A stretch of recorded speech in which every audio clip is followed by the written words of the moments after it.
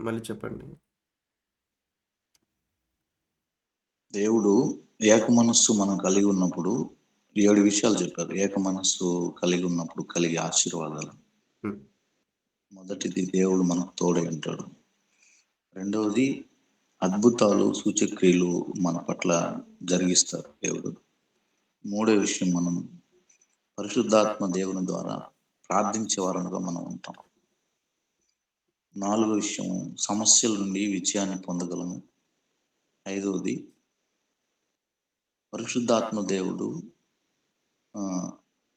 అంటే మనకు అనేక విషయాలు నూతన ఆత్మను దయచేస్తాడన్నమాట. ఆరో విషయం, కుటుంబం రక్షణలోనికి నడిపించబడుతుంది. ఏడో విషయం, బంధకముల నుంచి విడిపించబడతాం. ఈ 7 విషయాలు ఏక మనసు కలిగి ఉన్నప్పుడు మనకు కలిగే ఆశీర్వాదాలుగా తెలియపరిచారు. దానికి ముందు వచ్చేసి ఫిలిప్పీ పత్రిక ఇంట్రడక్షన్, అంటే ఏ వచనం దేని గురించి తెలియజేస్తుంది అనే విషయాలు కొన్ని చెప్పారు. పౌలు గారి మాదిరి, క్రీస్తు ప్రభువు మాదిరి, క్రైస్తవ జీవితం యొక్క ఉద్దేశం, క్రైస్తవ జీవితం యొక్క శక్తి, ఈ విషయాలు చెప్పిన తర్వాత ఏక మనస్సు గురించిన ఆశీర్వాదాల గురించి తెలియజేశారు. స్తోత్రం. సంఘముతో కట్టుబడి ఉంటాం బ్రదర్. ఏక నిర్ణయ సంఘముతో కట్టుబడి ఉంటాము. ఒకే నిర్ణయానికి కట్టుబడి ఉంటాము.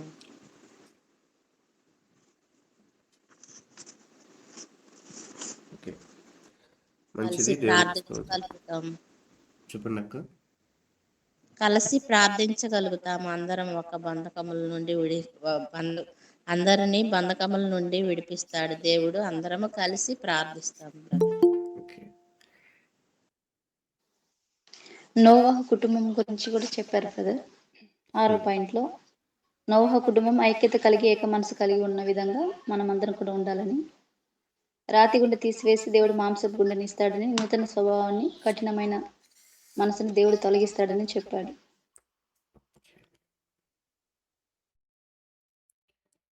యోబు గారి గురించి కూడా చెప్పారు బ్రదర్. యోబు గారి గురించి కూడా చెప్పారు బ్రదర్. మంచిది. నా నుంచి మీకు ఒక రిక్వెస్ట్ ఏంటంటే, తెలియచేసిన వారందరిని బట్టి ప్రభుని స్తుతిస్తూ ఉన్నాను. మిగతా వారందరూ కూడా ఎప్పుడైతే నోట్స్ రాసుకుంటామో అవి మనకు గుర్తుంటాయి. కాబట్టి ఖచ్చితంగా నోట్స్ రాసుకోవడానికి ప్రయత్నం చేయాలని తెలియజేస్తా ఉన్నాను. నోట్స్ రాస్తున్నారు కొంతమంది. మిగతా వారు కూడా అది రాసుకున్నప్పుడు అవి మీకు అన్ని విధాలుగా ఉపయోగపడతాయి. రేపటి నాటికి మీరు ఎప్పుడైనా ఎక్కడైనా వాక్యం చెప్పమని చెప్తే సింపుల్‌గా ఆల్రెడీ మీరు విన్నారు కాబట్టి వాటిని ఒకసారి చదువుకొని, అందులో నేర్చుకున్న టాపిక్స్‌లో ఏవైతే మంచిగా చెప్పగలను నేను అన్న ధైర్యం ఉంటదో ఆ టాపిక్స్ తీసుకొని చెప్పొచ్చు. అందులో ఏం తప్పులేదు. మీరు నేర్చుకున్న విషయాలు. ఎందుకంటే ఏదైతే చూసారో, ఏదైతే ప్రభువు బోధించారో అవే వారు అపోస్తలులు వారందరూ కూడా ప్రకటించారు. కాబట్టి ఈ విషయంలో జ్ఞాపకం ఉంచుకోవాలి. రెండవదిగా ఏంటంటే, మనం విన్న వాక్యాలు మనం మరణిస్తే అవి వెళ్ళిపోతాయి. బట్ మనం నోట్ చేసుకున్నవి ఉన్నాయి కదా! అవి మన పిల్లలకు కూడా యూజ్ అయితాయి. మనం మరణించినా కూడా అవి, అయ్యో! నా పేరెంట్స్ ఎంత మంచిగా నోట్స్ రాసుకున్నారు దేవుడి గురించి అని ఆళ్ళు చదువుకోవడానికి వీలుగా ఉంటది. వాళ్ళకు అవన్నీ కూడా దైవిక సంబంధమైనటువంటివన్నీ కూడా ఉపయోగకరంగా ఉంటాయి. నేను ఏ మీటింగ్స్‌కెళ్ళినా కొన్నన్నా బుక్స్ కొంటాను. ఎందుకంటే నెక్స్ట్ జనరేషన్‌కి నేను చనిపోయినా కూడా అవి పిల్లలకైనా కూడా ఉపయోగపడతాయి. కొంతమందికైనా ఉపయోగపడతాయి అన్న ఆలోచనను బట్టి రెఫర్ చేసి మంచి బుక్స్ అన్నీ కూడా నా సెల్ఫ్‌లో చాలా బుక్స్ ఉంటాయి. అవి నాకు మాత్రమే కాదు గానీ, నా జనరేషన్ అంతటికి కూడా ఉపయోగపడాలి. నా చుట్టూ ఉన్నటువంటి వారికి కూడా ఉపయోగపడాలి. కాబట్టి దేవుని యొక్క విషయంలో even though not only here, ఇక్కడ మాత్రమే కాదు, మీరు చర్చ్‌కి వెళ్ళినప్పుడు కానీ, మీరు ఎక్కడికెళ్ళినా కూడా నోట్స్ రాసుకోవడం చాలా మంచిది. కాబట్టి ఈ అలవాటుని జ్ఞాపకం ఉంచుకోవాలి. నేను ఎక్కడ చర్చెస్‌కి వెళ్ళినప్పుడు బోధిస్తాను. ఖచ్చితంగా ఈ మాట మీకు వారికి తెలియచేస్తాను. ఎంతమంది క్రమంగా నోట్స్ రాసుకుంటున్నారు చేతులెత్తండి అంటాను. ఎంతమంది బుక్ మెయింటైన్ చేస్తా ఉన్నారు. ఎవ్రీ ఫెలోషిప్‌లో. Not only Sunday. ప్రతి ఆదివారం కాక ప్రతిరోజు కూడా ఎప్పుడైతే దేవుని సన్నిధికెళ్తామో అప్పుడు ఒక డైరీ గానీ, ఒక బుక్ గానీ తీసుకొని దైవజనులు కానీ, దైవజనురాలు గానీ చెప్పే విషయాలు నోట్ చేసుకోవాలి. అందుకే అపోస్తలుడైన పౌలు గారు చెప్పేటువంటి వాక్యాన్ని కూడా సంఘస్థులు ఆళ్ళేం జేస్తా ఉన్నారు, లేఖనాలు అలా ఉన్నాయో లేదో అని పరిశీలిస్తా ఉన్నారంట. కాబట్టి మనం కేవలం వినేవారుగా మాత్రమే గాదు, సేవకులు చెప్తా ఉన్నారంటే అది వాక్యానుసారంగా ఉందా లేదా అన్న విషయాన్ని కూడా గమనించాలి. కరెక్ట్ వేలో తీసుకెళ్తున్నారా లేదా అని గమనించాలి. అంత షార్ప్‌గా తయారవ్వాలి. కాబట్టి ఇవన్నీ కూడా ఫండమెంటల్స్ ఇవన్నీ కూడా చిన్న చిన్నవి. So, don't neglect about that. ఎవరు ఆ విషయంలో నిర్లక్ష్యంగా ఉండకండి. ఆ క్రమాన్ని కలిగి మనము ముందుకెళ్దాం. అలా మనం చేస్తున్నప్పుడు చాలా ఇంప్రూవ్ అవుతాం. అది మన ఆధ్యాత్మిక జీవితానికి అభివృద్ధిని కలుగజేస్తది. కాబట్టి ఈ విషయాలు గుర్తుంచుకోవాలని మీకు తెలియచేస్తా ఉన్నాను. మంచిది. ఈ దినాన ఈ ఫిలిప్పీ సంఘం గురించినటువంటి విషయాల్లో ఈ యొక్క ఫిలిప్పీ సంఘము యొక్క విశ్వాసులు సేవకునితో గల సంబంధం గురించినటువంటి విషయాలు అనుకూలత ఉన్న విధానం బట్టి కొన్ని విషయాలు మనం నేర్చుకుంటూ మనం ముందుకెళ్దాం. ఒక 8 విషయాలు మీకు తెలియచేస్తాను. సేవకునితో కలిగి ఉన్న సంబంధం, లేకుంటే దైవజనునితో కలిగి ఉన్న సంబంధము ఎలా అయినా కూడా మీ అనుకూలతను బట్టి మీరు నోట్ చేసుకొని రాసుకోవాలని తెలియజేస్తా ఉన్నాను. ఎవరైనా ఒకటో అధ్యాయం 3-7 వచనాలు చదవండి. 3వ వచనం, 7వ వచనం. మొదటి దినము నుండి ఇది వరకు సువార్త విషయములో మీరు నాతో పాలివారి ఇండుట చూచి నా బంధకముల యందును నేను సువార్త పక్షమున వాదించుట యందును దానిని స్థిరపరచుట యందును మీరందరూ ఈ కృపలో నాతో కూడా పాలివారై ఉన్నారు గనుక నేను మిమ్మును నా హృదయంలో ఉంచుకొని ఉన్నాను. ఇందుచేత మిమ్మల్ని అందరినీ గూర్చి ఇలాగ భావించుట నాకు ధర్మమే. దేవునికి స్తోత్రం. ఈ యొక్క లేఖన భాగాలను మనం జ్ఞాపకం చేసుకున్నప్పుడు 1వ అధ్యాయం 3-7 వచనాల్లో మనం మొదటి క్లాస్‌లో కొన్ని విషయాలు వీటి గురించి మనం నేర్చుకున్నాం. అయితే ఈ యొక్క సందర్భంను బట్టి, ఈ టాపిక్‌ని బట్టి మరికొన్ని విషయాలు మనం చూస్తూ మనం ముందుకెళ్దాం. మొదటి దినం నుండి ఇది వరకు అన్న మాటను మనం చూస్తాం. 3వ వచనంలో ఇది వరకు సువార్త విషయంలో మీరు నాతో పాలివారై ఉండుట చూచి అన్న మాటను మనం చూస్తా ఉన్నాం. మొదటి దినం నుండి ఇది వరకు సువార్త విషయంలో మీరు నాతో పాలివారై ఉండుట చూచి అన్న మాటను చూస్తూ 7వ వచనంలో కూడా మనం గమనిస్తే వారేం చేస్తా ఉన్నారంటే దేవుని యొక్క సేవకునితో పాటు వారు స్థిరపరచబడినట్లుగా మనం ఈ 2 లేఖన భాగాల్లో మనం గమనిస్తాం. కాబట్టి ఈ 2 విషయాల్ని మనం అర్థం చేసుకుంటే దైవజనులతో కలిసి వీరు చేస్తున్నటువంటి ఈ యొక్క క్రియను మనం చూస్తే మొదటి పాయింట్‌లో వారు దైవజనులతో కలిసి పరిచర్య చేస్తా ఉన్నారు. అనగా సేవలో పాల్గొంటున్నారన్న విషయాన్ని జ్ఞాపకం ఉంచుకోవాలి. మొదటి విషయం ఏంటంటే ఈ 2 వచనాల ఆధారంగా సేవకులతో కలిసి సేవలో పాలు పంపులు పొందుతా ఉన్నారు. మీ అనుకూలత ఉన్నట్టుని బట్టి రాసుకోవచ్చు. సేవకునితో కలిసి సేవలో లేక పరిచర్యలో పాలు పంపులు పొందుతున్నారు, లేకుంటే పాల్గొంటున్నారు అన్న విషయాన్ని కూడా మీరు నోట్ చేసుకోవచ్చు.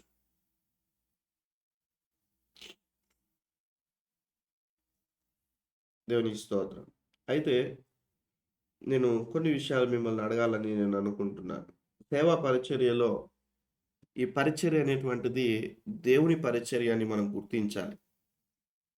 దేవుని యొక్క పరిచర్యని మనము ఎప్పుడు కూడా దేవుని పనిని మనము నిర్లక్ష్య భావంతో మనం చూడకూడదు. పని ఏ రీతిగా అంటే ప్రతి ఒక్క నాయకులకి శిష్యులు ఉన్నారు. ప్రతి నాయకులకి మనం అర్థం చేసుకున్నట్లయితే పరిచారకులు కూడా ఉన్నారు. సంఘంలో ఉన్న నీవు నేను మనమందరం కూడా సేవకులకి సహకారులుగా ఉండాలి. ఇక్కడ మనం చూస్తే సువార్త విషయమై అన్న విషయాన్ని మనం చూస్తాం. చాలా మంది జీవితాల్లో మనం చూస్తే సేవలో సహకారము అనగానే ఏం ఆలోచిస్తారంటే ధనం గురించి ఆలోచిస్తారు. ధనం గురించి ఆలోచిస్తారు.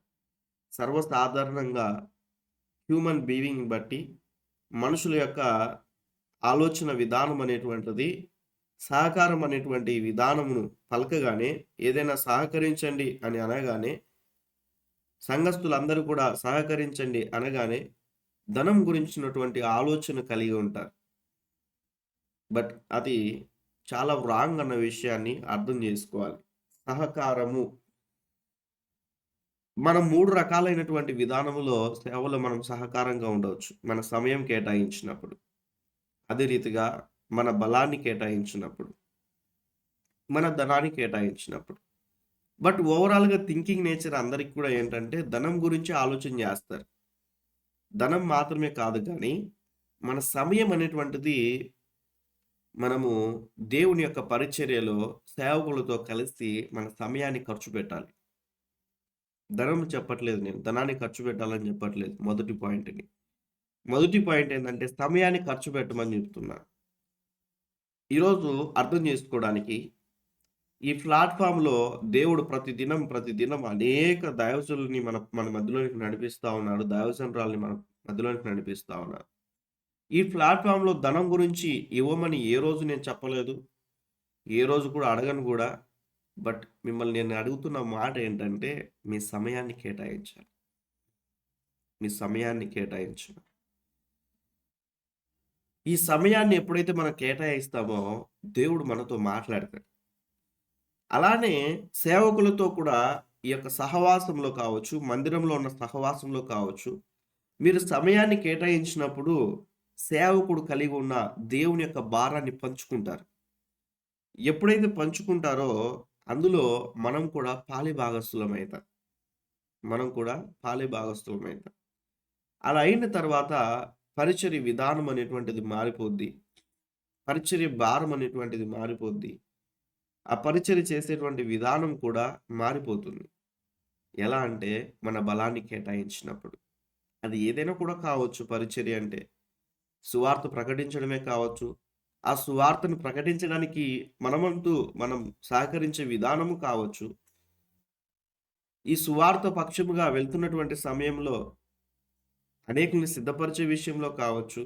ఆ కరపత్రాలు మోసే విషయంలో కావచ్చు. లేకుంటే వెహికల్స్ ఉన్నట్లయితే ఆ వెహికల్స్ ప్రభు పరిచర్యలో పడేటట్లైనా కూడా కావచ్చు. వివిధ కోణాల్లో మనము దేవుని యొక్క సేవకులతో వీరేం చేస్తా ఉన్నారంటే మొదటి దినము నుంచి అన్న విషయాన్ని మనం చూస్తా ఉన్నాం. మొదటి దినము నుంచి ఇది వరకి. అంటే అపోస్తలుడైన పౌలు గారు మాట్లాడేటువంటి సమయం వరకి కూడా వారు ఏం చేస్తా ఉన్నారంటే ఒకే రీతిగా పాలివారై ఉన్నారంట. ప్రారంభంలో ఉన్న ఆసక్తి పోను తగ్గిపోకూడదు. ఏ విషయంలో? సమయాన్ని కేటాయించే విషయంలో. ప్రారంభంలో ఉన్న ఆసక్తి పరిచర్య చేసే విషయంలో తగ్గిపోకూడదు. జ్ఞాపకం ఉంచుకోవాలి. అందుకే ప్రకటన గ్రంథంలో మనం చూస్తే ప్రతి సంఘముతో దేవుడు మాట్లాడుతూ కొన్ని సంఘాలను మెచ్చుకున్నాడు. కొన్ని సంఘాల్లో ఉన్న లోపాలు సరిచేశాడు. లేకుంటే హెచ్చరించాడు. ఎత్తిపట్టి చూయించాడు. మొదట నీకున్న ప్రేమను విడిచితివి అంటాడు ఒకచోట. మొదట ఉన్నటువంటి ప్రేమ అంటే ప్రారంభంలో ఉన్నటువంటి ఆసక్తి ప్రభువును ప్రేమించే విషయంలో, ప్రభు సన్నిధికి వచ్చే విషయంలో, పరిచర్య చేసే విషయంలో మొదట నీకున్న ప్రేమను విడిచిపెట్టావంటాడు. ఈరోజు మనం జ్ఞాపకం ఉంచుకోవాలి ప్రభు సన్నిధిలో. ఒకవేళ ఆల్రెడీ పరిచర్య చేస్తున్నటువంటి వారు ఉంటే ప్రారంభంలో ఉన్నటువంటి ఆసక్తి ఇప్పటికి ఎలా ఉంటున్నది? ఒకవేళ పరిచర్య భారమే లేకోకుండా ఉన్నట్లయితే నేర్చుకోవాలి. స్థానికంగా మీరు ఏ సేవకులతో ఆత్మ సంబంధమైన మందిరముగా కట్టబడే సేవకులతో మీరు ఉంటున్నారో వారితో సమయాన్ని కేటాయించండి. వారు చాలా బిజీగా ఉంటారన్నా. మనం ఎట్లా వారితో మాట్లాడడం? Of course maybe they will busy. ఆరు బిజీగా ఉన్నప్పటికీ కూడా మీరు వెళ్ళి అక్కడ సమయం కేటాయించినప్పుడు ఆటోమేటిక్‌గా వారు మాట్లాడడానికి ప్రయత్నం చేస్తారు. ప్రయత్నం చేసినప్పుడు ఆ పరిచర్య బాధ్యతలను మీరు గుర్తించినప్పుడు ఆ పరిచర్య అనేటువంటిది మనం చేయడానికి కూడా దేవుడు సహాయం చేస్తాడు. జ్ఞాపకం ఉంచుకోవాలి. ఎందుకు ఈ మాట చెప్తున్నానంటే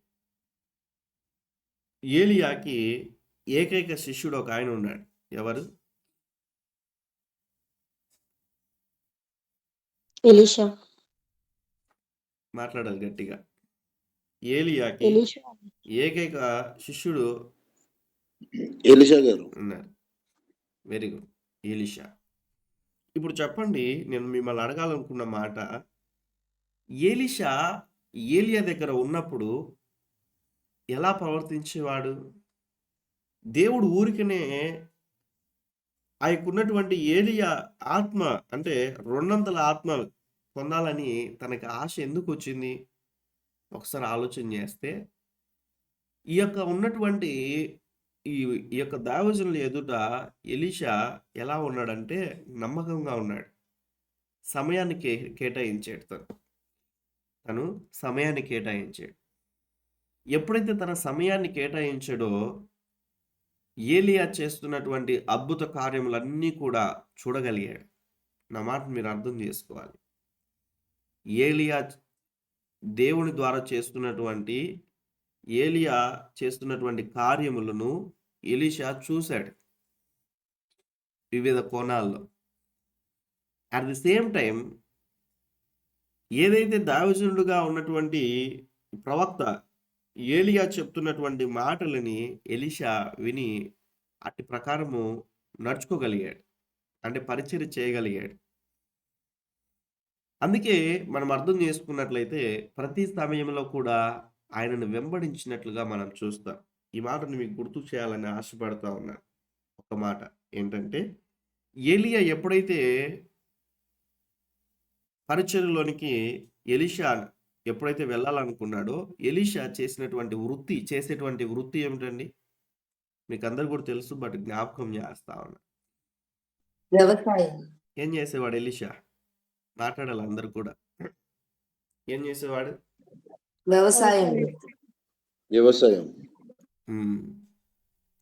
వ్యవసాయం చేసేవాడు. ఎప్పుడైతే ఈ యొక్క ఏలియాని వెంబడించాలని పరిచర్యలో ముందుకెళ్లాలని తీర్మానం తీసుకున్నాడో ఆ ఉన్నటువంటి వ్యవసాయం విషయంలో తన వృత్తి విషయంలో ఒక పని చేశాడు. తను ఏం చేశాడు?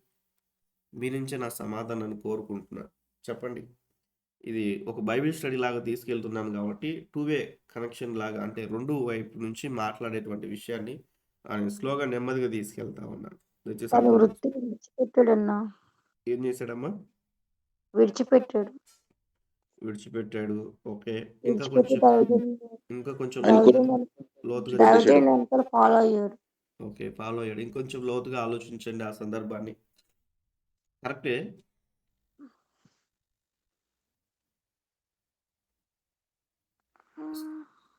సింగిల్ ఏదో చెప్తా ఉన్నా. ఆయన గొప్ప ఆస్తిపరుడు కదా, అవన్నీ వదిలేసేసాడు తల్లిదండ్రులతో సహా. వదిలేసేసి సేవకుడిని వెంబడించాడు. Okay, good. అన్ని వదిలిపెట్టి సేవకుని వెంబడించాడు. ఇంకా వృత్తిపరంగా ఉన్నటువంటి విషయాన్ని కొంచెం లోతుగా ఆలోచన చేయండి. తను ఆ సమయంలో దున్నుతూ ఉంటాడన్నా. దున్నింది పక్కన పెట్టేసి ఏలియాని వెంబడిస్తాడు. ఓకే, మిగతా వారు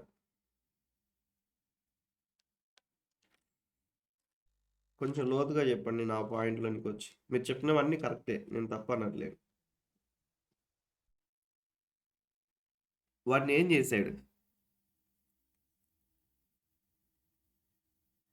వధించాడు. ఆ పాయింట్ కావాలి. ఏం చేశాడు వాటిని? వధించాడు. ఎందుకు వధించాడు? ఉంటే మరలా ఒకవేళ తన వృత్తికి తను తిరిగి వస్తాడు అనుకుని. ఆలోచించేద్దాం ఒకసారి. ఈ పాయింట్ను ఆలోచించేద్దాం. కాబట్టి సేవకుని వెంబడిస్తున్నటువంటి వారేంటంటే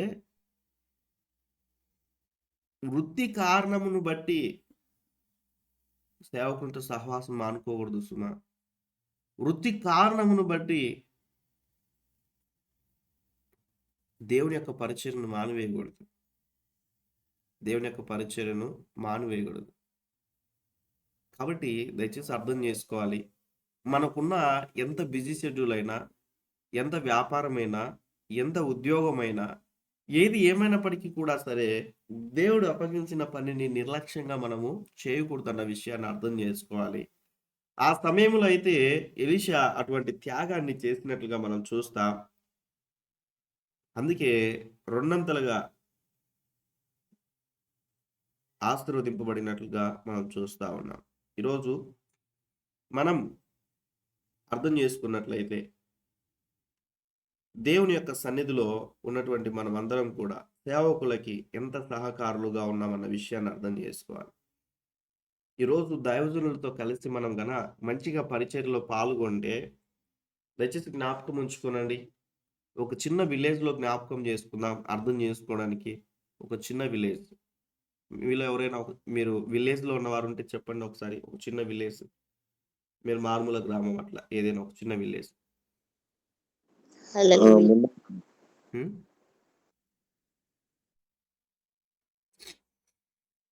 ఒకరు మాట్లాడొచ్చు. చిన్న విలేజ్, మా ఊరు చిన్న విలేజ్ అన్నవారు ఎవరైనా ఉంటే. ఎవరు లేరా? అందరు టౌన్లలోనే ఉన్నారా? దేవునికి స్తోత్రం. బ్రదర్ నేను విలేజ్ లో ఉన్నాను బ్రదర్. ఓకే, ఏ ఊరు అన్నా? దంతులూరు అని తెనాలి దగ్గరలో ఒక 20 కిలోమీటర్ల దూరంలో ఉంటది. ఏ ఊరు? దంతలూరు ఓకే, దంతలూరు. తెనాలి నుంచి 20 కిలోమీటర్ల దూరంలో ఉంటది. ఓకే, ఎన్ని కుటుంబాలు ఉండొచ్చు? మేబీ ఒక 400-500 మంది కుటుంబాలు ఉండొచ్చు. Okay, good. దయచేసి నేను కొన్ని విషయాలు నేను అడుగుతాను. ఒక డిస్కషన్ లాగా ఒకసారి అందరం ఆలోచించేద్దాం అర్థం చేసుకోవడానికి. 400 గ్రామాలు 400 కుటుంబాలు ఉన్నాయని అన్న తెలియచేశారు. మన ప్రాంతంలో ఉన్న ఆ యొక్క ఊరిని జ్ఞాపకం చేసుకోండి. మీరున్న ప్రాంతాల్లో ఉన్న ఊర్లను జ్ఞాపకం చేసుకోండి. మీ గ్రామంలో ఉన్న జన సాంద్రత ఎంత? అన్న చెప్పాడు 400 కుటుంబాలని. ఒకవేళ 400 కుటుంబాలు కన ఒకవేళ ఉంటే ఆ 400 కుటుంబాల్లో అర్థం చేసుకోవడానికి ఇంటికి ఒక మినిమం యావరేజ్గా 4 మెంబర్స్ని వేసుకుంటే 1600 మెంబర్స్ ఉంటారు. 4 మెంబర్స్ని వేసుకున్నా కూడా 400 కుటుంబాలు, 400 కుటుంబాల్లో ఇంటికి ఒక నలుగురిని వేసుకున్నా 16 మంది. ఇప్పుడు నలుగురు ఎవరు లేరు, 5 మంది ఉంటారు మినిమం ఇంట్లో. తల్లిదండ్రులు కావచ్చు, పిల్లలు కావచ్చు. అలా దాదాపుగా 2000 మంది వరకు మనం గమనిస్తాం. ఒక 2000 మంది ఉంటారు అనుకో, అర్థం చేసుకోవడానికి ఆ గ్రామంలో. మీరున్న ప్రాంతంలో మీ క్యాల్కులేషన్ బట్టి మీరు వేసుకున్నారు. అయితే నేను అడగాలనుకుంటున్నటువంటి విషయం ఏంటంటే, ఈ యొక్క ఉన్నటువంటి గ్రామంలో ఉన్న వారందరికీ కూడా, ఈ 200 మందికి కూడా ప్రభు అంటే తెలుసా? ఆలోచించేద్దాం. మీరున్న ప్రాంతంలో, అది ఊరు కావచ్చు, పట్టణం కావచ్చు, you have to think about that. మీరు ఆలోచన చేయండి మీ ప్రాంతాల గురించి. ఆలోచించేద్దాం. నేను వృత్తి గురించి మాట్లాడుతూ ఉన్నాను, అట్ ది సేమ్ టైం పరిచర్య గురించి కూడా మాట్లాడుతూ ఉన్నాను. అయితే ఇక్కడ నేను అడగాలనుకుంటున్న విషయాన్ని ఏమిటంటే, ఈ యొక్క ఉన్నటువంటి 2000 మంది, లేకుంటే మన గ్రామంలో ఉన్నటువంటి వారందరిలో, వీరిలో ఎంతమంది ప్రభు అంటే తెలుసు? అర్థం చేసుకోవడానికి మీకు తెలియజేస్తా ఉన్నా. ఒక 500 మందికి తెలుసు అనుకుందాం. ఒక 500 మందికి. ఈ 500 మంది ఉంటే 500 మందిలో ఎంతమంది బాప్టిజం తీసుకున్నారు అన్న విషయాన్ని ఆలోచించేద్దాం. ఒక 200 మంది అనుకుందాం, 200 మెంబర్స్. ఆ 200 మెంబర్స్లో ఎంతమంది ప్రభువుని వెంబడించేవారు అన్న విషయాన్ని ఆలోచన చేస్తే ఒక 100 మంది అనుకుందాం. 200 మంది బాప్టిజం తీసుకుంటే 100 మంది ప్రభువుని వెంబడించేటువంటి వారు. అర్థం చేసుకోవడానికి వీరిలో ఈ 100 మందిలో ఎంతమంది ప్రభు రాకడ కొరకు ఎదురు చూసేటువంటి వారు ఉన్నారు అన్న విషయాన్ని ఆలోచన చేస్తే, ఇలా మన గ్రామంలో నుంచి మనం మొదలు పెట్టే ముందు మన కుటుంబాల నుంచి ఆలోచించేద్దాం. మన కుటుంబాల్లోంచి ఆలోచించేద్దాం. ఈరోజు ప్రభు ఆగమనమై మధ్యాకాశానికి వచ్చినట్లయితే మన కుటుంబము ప్రభు సన్నిధికి వెళ్తుందన్న ధైర్యం మనకుందా అనే విషయాన్ని ఆలోచించేద్దాం. టాపిక్ డైవర్ట్ చేయట్లేదు కానీ సువార్త విషయమై, సువార్త అంటే మొట్టమొదటిగా కేవలము అన్ని జనులకి మాత్రమే కాదు గాని మనకు మనము కూడా దేవుని యొక్క మాటల్ని అర్థం చేసుకోవాలి. మన కుటుంబాల్ని మనం రక్షించుకోవాలి. లాస్ట్ క్లాస్‌లో మనం నేర్చుకున్నాం. ఏ రీతిగా అయితే నోవాహు కుటుంబం అంతటిని కూడా రక్షించుకున్నాడో, ఆళ్ళ పట్ల బాధ్యత కలిగి ఉన్నాడో, ఆరి పట్ల భారం కలిగి ఉన్నాడో, ఈరోజు సేవకుని వెంబడిస్తున్న మన జీవితాల్లో కూడా అలాంటి స్వభావం మనకుండాలి. అందుకే ఇక్కడ మనం అర్థం చేసుకుంటే, ఏ రీతిగా అయితే ఏలియాకి ఎలీషా తోడుగా ఉన్నాడో, మనం కూడా మన సేవకులకి అటువంటి రీతిగా సపోర్టింగ్‌గా మన పరిచర్యలో ముందుకెళ్ళాలి. మోషేకి ఏకైక ఒక శిష్యుడు ఉన్నాడు. ఎవరు? యెహోషువ. యెహోషువ. యెహోషువ. నమ్మకముగా పనిచేసి కానాను దేశాన్ని జయించగలిగినట్లుగా మనం చూస్తాం.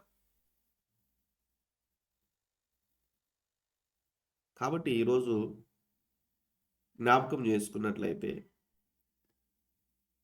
మోషే కాలంలోనికి వచ్చినప్పుడు కేవలము ఇద్దరు రాజులు మాత్రమే జయించగా యెహోషువ 31 మంది రాజులు జయించగలిగాడన్న విషయాన్ని మనం చూస్తాం. ఈ మాట యెహోషువ 24:15లో ఉంటది. నా టాపిక్‌లో పాయింట్ కాదు కానీ బట్ అర్థం చేసుకోవడానికి మీకు తెలియచేస్తా ఉన్నాను. మన పరిస్థితి గురించి ఒకసారి ఆలోచన చేద్దాం. మన గురించి ఒకసారి ఆలోచన చేద్దాం. అయితే ఈ ఎలీషా శిష్యుడు ఎలా ఉంటున్నాడు? గేహాజీ ఇహలోకాన్ని వెంబడించి వెండి బంగారాలను ఆశించి తనకు తన కుటుంబానికి శాశ్వతముగా కుష్ఠరోగాన్ని సంపాదించుకున్నట్లుగా మనం చూస్తాం. కుష్ఠరోగాన్ని సంపాదించుకున్నట్లుగా మనం చూస్తాం. ఈరోజు మనం జ్ఞాపకం చేసుకోవాలి. మనం అర్థం చేసుకోవాలి. మన పరిస్థితి ఏంటి? మనము నమ్మకముగా జీవిస్తుంటున్నామా ప్రభు కొరకు? దేవుని యొక్క పరిచర్యలో మనం ఏ రీతికైనా కూడా నమ్మకమైనటువంటి వారముగా జీవిస్తుంటున్నామా? మనము నమ్మకమైనటువంటి వారి లిస్టులో మనం ఉండగలుగుతున్నామా?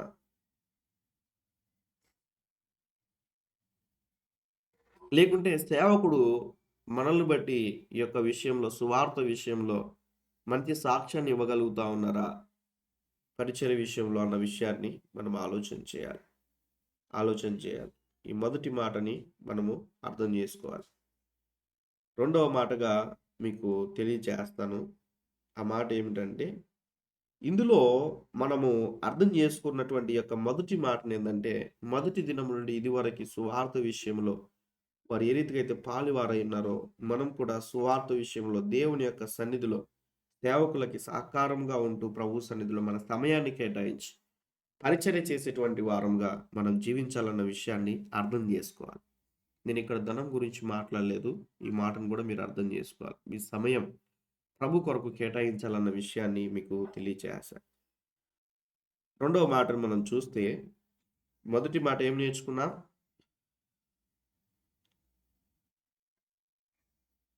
సేవలో పాలువారయుట. సేవలో లేదా పరిచర్యలో పాలువారై ఉన్నారు వీరు. సంఘము ఫిలిప్పీ సంఘం మనం కూడా అటు రీతిగా ఉండాలి. 1వ అధ్యాయం 20వ వచనం చదవండి.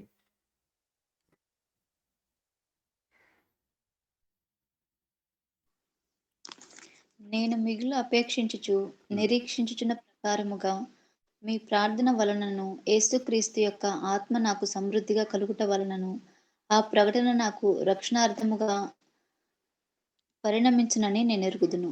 దేవునికి స్తోత్రం. ఇక్కడ అర్థం చేసుకున్నట్లయితే ఆల్రెడీ అపోస్తలుడైనటువంటి పౌలు గారిని దేవాది దేవుడు తన కృపను సమృద్ధిగా దేవుడు అనుగ్రహించాడు. అది మాత్రమే కాదు కానీ ఈరోజు జ్ఞాపకం ఉంచుకోవాలి ప్రభు సన్నిధిలో. నేను చెప్పే మాట కొంతమంది చేస్తూ ఉండవచ్చు, కొంతమంది చేయకపోవచ్చు. మంచి మనసాక్షితో ఒకసారి ఆలోచించేద్దాం. నేను మిగులు అపేక్షించుచు నిరీక్షించుచున్న ప్రకారముగా అన్న విషయాన్ని మనం చూస్తా ఉన్నాం. ఏం అపేక్షిస్తా ఉన్నారు సేవకులు అన్న విషయాన్ని మనం చూస్తే, నీలో ఉన్న ధనం కాదు. నేటి సేవకులు అలా ఉండొచ్చేమో కానీ, బట్ ఇక్కడ అపోస్తున్నటువంటి పౌలు గారు మనల్లో ఏం అపేక్షిస్తా ఉన్నారు, ఏం ఆలోచన చేస్తా ఉన్నారు, ఏం కోరుకుంటున్నారు అన్న విషయాన్ని ఆలోచన చేస్తే ఆ సంఘముతో వారు మిగుల అపేక్షించుచున్నటువంటి ఆ మాటను బట్టి నిరీక్షించుచున్న ప్రకారముగా మీ ప్రార్థనలను అన్న విషయాన్ని మనం చూస్తూ ఉంటున్నాం. మీ ప్రార్థన వలనను యేసుక్రీస్తు యొక్క ఆత్మ నాకు సమృద్ధిగా కలుగుట వలనను ఆ ప్రకటన నాకు రక్షణార్థముగా అన్న విషయాన్ని మనం చూస్తూ ఉంటున్నాం. తను గ్రహించగలుగుతా ఉన్నాం. ఈరోజు జ్ఞాపకం ఉంచుకున్నట్లయితే ఈ యొక్క ఫిలిప్పి సంఘం ఏం చేస్తూ ఉంటున్నదంటే, సంఘంలో ఉన్నటువంటి సేవకుల నిమిత్తమై, ఆత్మీయ నాయకుల నిమిత్తమై మానక ప్రార్థన చేస్తూ ఉన్నారంట. ఆ చేస్తున్నటువంటి ప్రార్థనను బట్టి ఇంకా ఇంకా ఇంకా దైవజనులని తన యొక్క సువార్త పని విషయమై దేవుని యొక్క ఆత్మ సమృద్ధిగా కలుగుతా ఉన్నదన్న విషయాన్ని జ్ఞాపకం ఉంచుకోవాలి. దేవుని యొక్క ఆత్మ సమృద్ధిగా కలుగుచున్నది. ఈరోజు జ్ఞాపకం ఉంచుకోవాలి ప్రభు సన్నిధిలో. మన ఎడల, మన కుటుంబం ఎడల దేవుని యొక్క ఆత్మ సమృద్ధిగా మన పైన ఉన్నదన్న విశ్వాసం మనం కలిగి ఉంటున్నామా? మీరు చేసేటువంటి ప్రార్థన అనేటువంటిది మీ దైవజనులని బహుగా వాడుకోవడానికి ప్రభు సహాయం చేస్తాడన్న ఆలోచన మనకు ఉంటున్నదా అన్న విషయాన్ని ఆలోచన చేయాలి. ఈ మాటను మనం జ్ఞాపకం చేసుకోవాలి, అర్థం చేసుకోవాలి. ఎంతమంది ప్రార్థన చేస్తా ఉన్నారు మానక మీ దైవజనుల నిమిత్తం అంటే? కొంతమంది మీరు సమాధానం ఇస్తారు ప్రతి దినం అని. కొంతమంది టీం మెంబర్స్తో నేను మాట్లాడుతున్నప్పుడు తరచు ఎప్పుడైనా మాట్లాడుతున్న సమయంలో వాళ్ళు చెప్తారు, మేమైతే మానక మీ నిమిత్తం ప్రార్థన చేస్తా ఉన్నామన్న అన్న విషయాన్ని తెలియజేస్తారు. కాబట్టి దేవుడు ఆరోగ్యం చేత నింపి తన పనిని జరిగించడానికి కావలసిన బలాన్ని, శక్తిని, తన సన్నిధిని, ఆత్మను దేవుడు అనుగ్రహిస్తూ ఉన్నాడు. కాబట్టి ఈ ప్రార్థన సహకారం అనేటువంటి సేవకులకి ఎంత ప్రాముఖ్యమైనటువంటిదో ఆలోచన చేయాలి. ఒక మీటింగ్స్ పెట్టాలంటే ముందుగా ఎంతో ప్రార్థన. మీటింగ్స్లో దేవుని యొక్క కార్యాలు జరగాలంటే దానికి ముందు ఎంతో ప్రార్థన. ఏదైనా ఒక ప్రాంతానికి సువార్త ప్రకటించాలంటే దానికి ముందు ఉన్న ఎంతో ప్రార్థన. ఏదైనా కూడా కొంతమంది గృహాలకు వెళ్ళినప్పుడు దాని వెనకాల ఉన్న, లేకుంటే దాని ముందు ఉన్న, దానికంటే ముందుగా చేసినటువంటి ప్రార్థన అనేటువంటిది అక్కడ ఒక ఫలాన్ని ఇస్తుంది అన్న విషయాన్ని అర్థం చేసుకోవాలి. ఈ ప్రార్థన గురించి అనేక విషయాలు నేను కూడా మాట్లాడాను. ఈ ప్లాట్ఫామ్లో అనేక మంది దైవజనులు మాట్లాడారు, సేవకురాలు మాట్లాడారు. మనం అర్థం చేసుకున్నాం, ఇంక్లూడింగ్ అన్ని పాయింట్స్ మీరు అర్థం చేసుకున్నాం ఒకసారి ఈ పాయింట్లో. కాబట్టి సేవకు నిమిత్తం మీరు ఏం చేస్తూ ఉన్నారంటే ప్రార్థన చేస్తూ ఉన్నారు. నేను మా సేవకుల నిమిత్తం ప్రతిదినం మానక సంఘ అభివృద్ధి కొరకు, సంఘంలో ఉన్న సేవకుల ఆరోగ్యం నిమిత్తమై, వారి యొక్క పరిచర్య, కుటుంబం నిమిత్తమై మానక ప్రార్థన చేస్తా ఉన్నామన్నా అన్నవారు దేవునికి స్తోత్రాలు చెల్లించండి. స్తోత్రం. దేవునికి స్తోత్రం. దేవునికి మహిమ కలుగును గాక. సో రెండవదిగా మనం అర్థం చేసుకోవాల్సిన విషయం ఏంటంటే, దైవజనుల కొరకు ప్రార్థించేటువంటి సంఘస్థులుగా వీరు ఉంటున్నారు. ఒకవేళ ప్రార్థన చేయలేనటువంటి పరిస్థితుల్లో ఉంటే ఇప్పటికైనా కూడా దేవుడు మనతో మాట్లాడుతున్న విధానం బట్టి మానక మీ యొక్క ఆత్మీయ తల్లిదండ్రుల నిమిత్తమై మానక ప్రార్థించువారుగా ఉండాలని ఈ యొక్క సంఘం గురించి మనం నేర్చుకుంటున్నాం. మూడవదిగా మనం చూస్తూ మనం ముందుకు వెళ్దాం. 1వ అధ్యాయము 25-26 వచనాలు. మరియు ఇట్టి నమ్మకం కలిగి నేను మరలా మీతో కలిసి ఇండుట చేత నన్ను గూర్చి క్రీస్తు యేసునందు మీకున్న అతిశయము అధికమవునట్లు మీరు విశ్వాసమునందు అభివృద్ధియు ఆనందమును పొందు నిమిత్తము నేను జీవించి మీ అందరితో కూడా కలిసి ఉందనని నాకు తెలియను. కాబట్టి ఈ మాటను బట్టి మనం అర్థం చేసుకున్నట్లయితే ఇక్కడ వాక్యంలో మరొక చోట మనం చూస్తే అతిశయించువాడు ఎవరిని బట్టి అతిశయించాలి? ప్రభునందే ప్రభువునందే, ప్రభువుని బట్టి అన్న విషయాన్ని మనం చూస్తాం.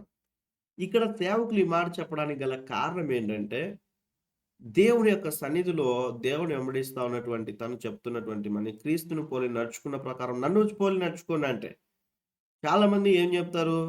క్రీస్తుని పోలి నడుచుకోమని చెప్తారు. బట్ ఇక్కడ అపోజినటువంటి పౌలు గారు ఎటువంటి ధైర్యంతో మాట్లాడుతున్నారన్న సంగతిని ఆలోచన చేయాలి. నన్ను పోలి నడుచుకోండి అంటాడు. అంటే ఆ వ్యక్తి ఎంతగా అయితే దేవుని పోలి నడుచుకుంటే తప్ప ఈ మాట అనడానికి సరిపోదు. ఆలోచన చేయాలి.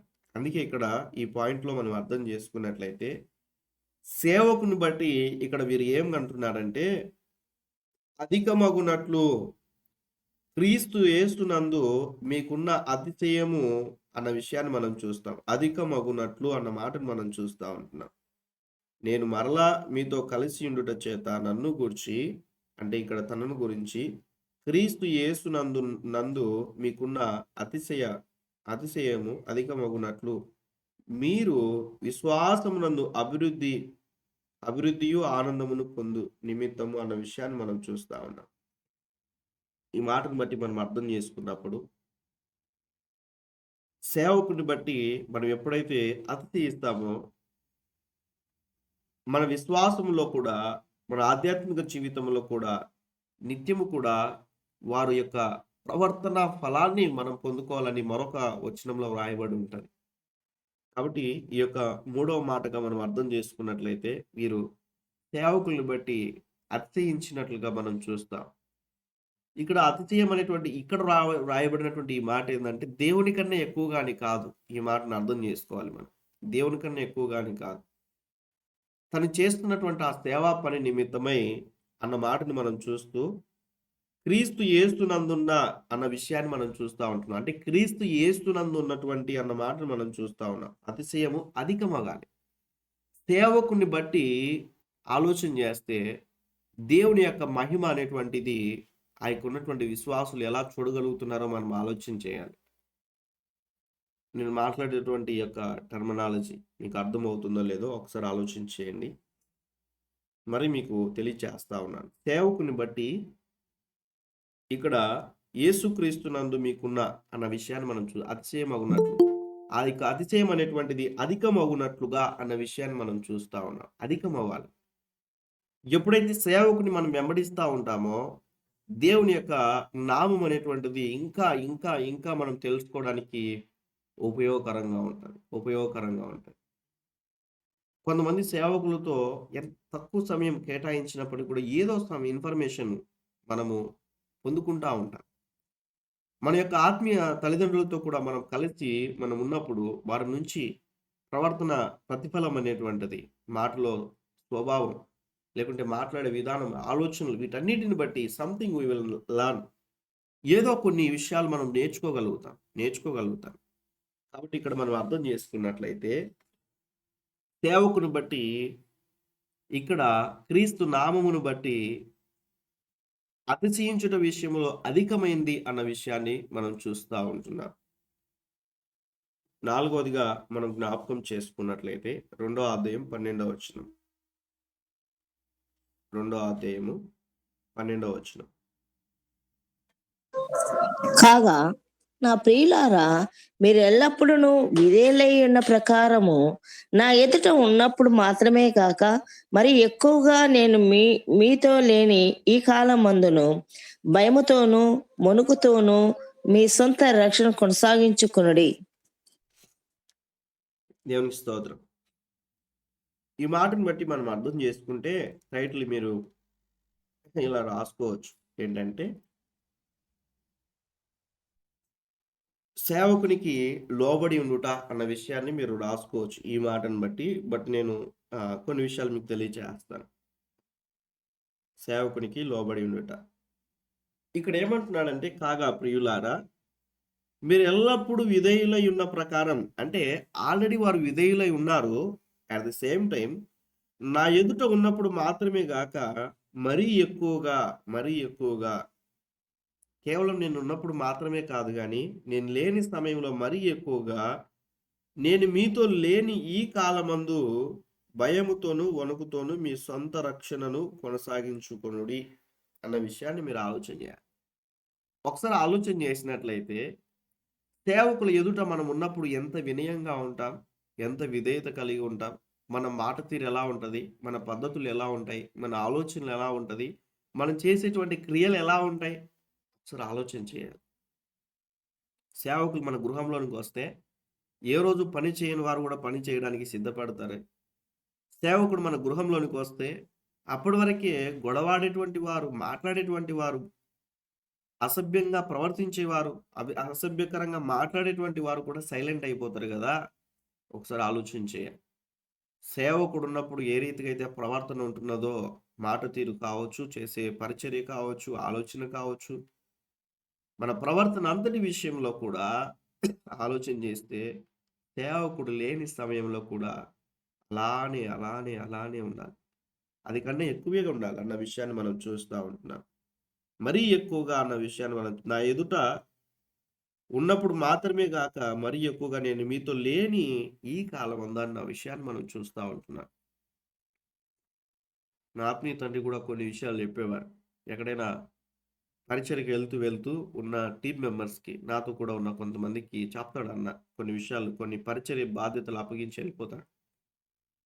ఆ వెళ్ళినప్పుడు మరి అన్న ఉన్నప్పుడేమో షార్ప్‌గా అందరూ గూడా అన్నను ఒకవైపు గమనిస్తూ పరిచర్య చేసేటువంటి విధానంలో, మందిరాన్ని శుభ్రపరిచే విషయంలో కావచ్చు, ప్రార్థన చేసే విషయంలో కావచ్చు, వాక్యం చదివే విషయంలో కావచ్చు.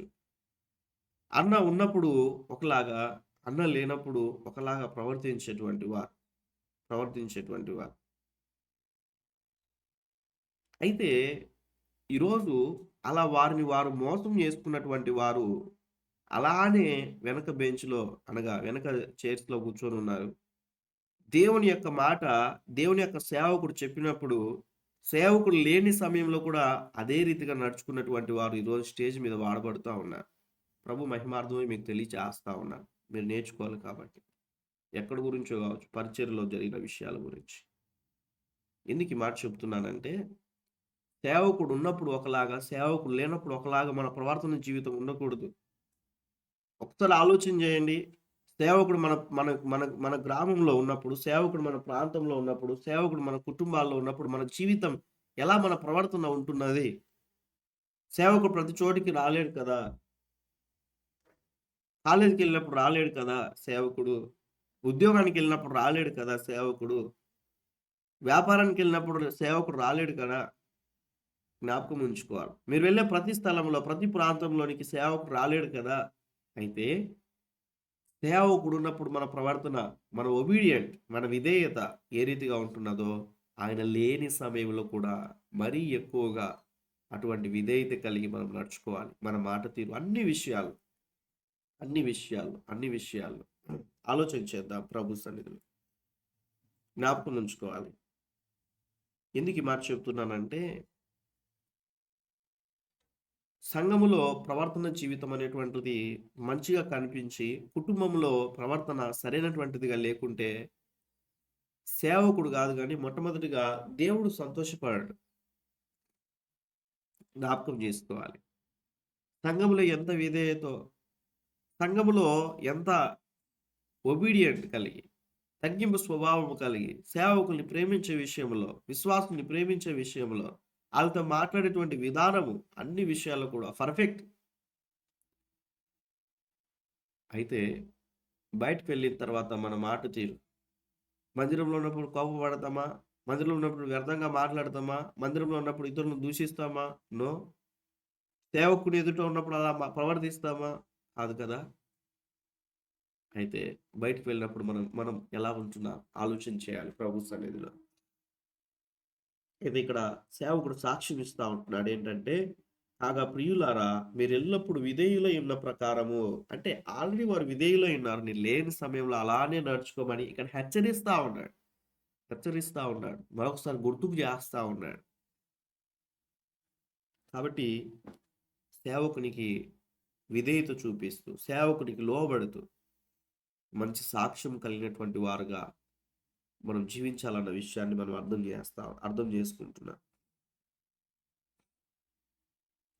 5వ విషయాన్ని మనం నేర్చుకుందాం. 2వ అధ్యాయం 16వ వచనం.